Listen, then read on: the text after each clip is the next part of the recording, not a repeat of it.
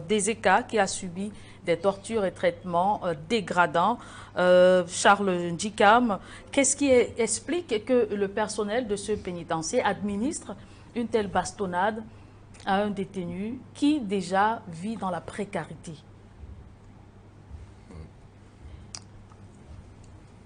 Je vais encore rentrer dans les souvenirs. Qu'est-ce qui explique les images du vice-président du mouvement pour la renaissance du Cameroun, Mamadou Mota, dans l'état dans lequel il était? Qu'est-ce qui explique les images de mes amis politiques qui ont été maltraités au GSO? Ça aussi, Maître Biga va le nier. Ce sont les pratiques. Ce sont les pratiques. On nous parle tous les jours, on les voit à la télévision, des séminaires, on prend les officiers, ils s'en foutent. Qu'est-ce qui explique qu'un officier supérieur de la gendarmerie fait devant tout le monde ce qu'il fait? Personne ne réagit. Parce que à ce moment-là, c'est un quai. C'est même pas moi. Mais un jour, ce sera toi. Ça ne date pas d'aujourd'hui. Cette déshumanisation, ça ne date pas d'aujourd'hui. On peut revenir au thème précédent. Les Camerounais ne font pas preuve d'empathie. Et ils ont le bon exemple, il vient du sommet. Les Camerounais ne font plus preuve d'empathie.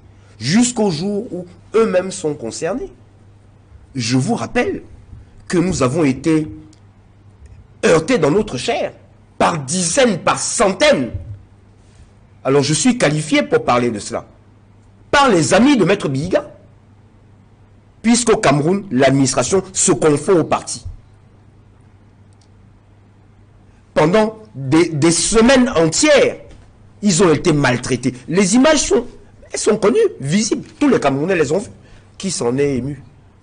Donc ce monsieur ne fait que subir la continuité d'un régime barbare. Alors il parle de dialogue. Il dit que nous devrions nous mettre tous ensemble. À quel moment vous êtes venus vous mettre avec les autres? Et aujourd'hui, vous demandez que nous nous mettions tous ensemble.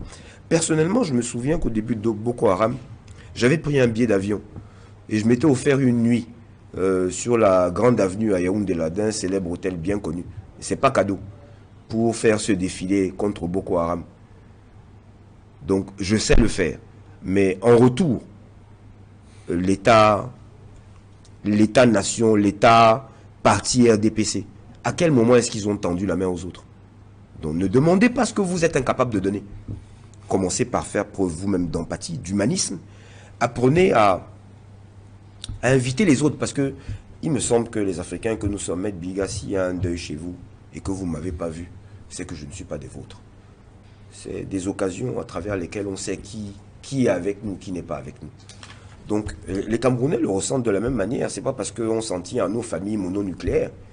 Je répète depuis tout à l'heure, ça fait 40 ans que votre champion est au pouvoir, qu'il a perdu des proches collaborateurs, des proches même familiaux, à part sa famille mononucléaire. Il ne s'est jamais déplacé. Nous venons d'en perdre 40. La vie de 40 Camerounais ne vaut pas celle de sa mère.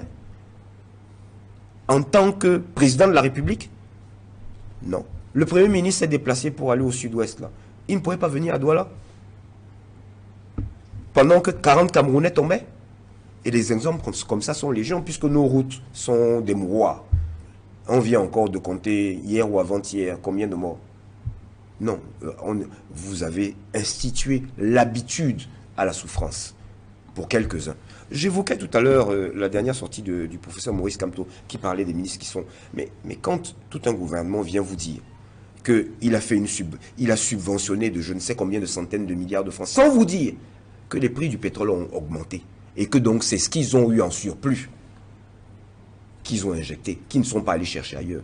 Quand ce même gouvernement, avec son représentant ici, qui vient nous comparer les pays, mais dans tous les pays comparables, de taille égale, en Côte d'Ivoire, combien de fois Alassane Ouattara a augmenté le prix pour que le panier de la ménagère reste? Ici, il a bougé. On a attendu l'Ukraine. Vous vous souvenez, vous et moi, il y a 2 ans, 3 ans, on se plaignait en fin d'année.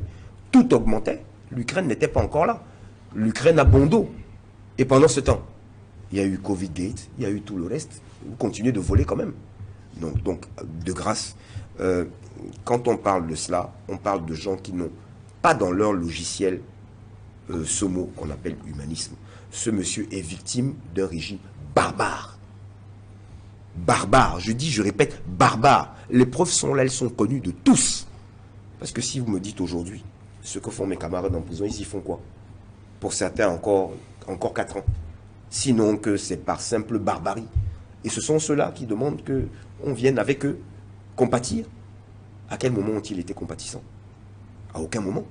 Donc ce monsieur, comme tous les autres Camerounais, risque d'être victime de ses propres turpitudes aux Camerounais de prendre leurs dispositions, puisque personne ne les prend pour eux, individuellement, pour faire face à leurs responsabilités. C'est que ces gens ne sont plus en mesure de nous emmener où que ce soit. C'est tout. Edmond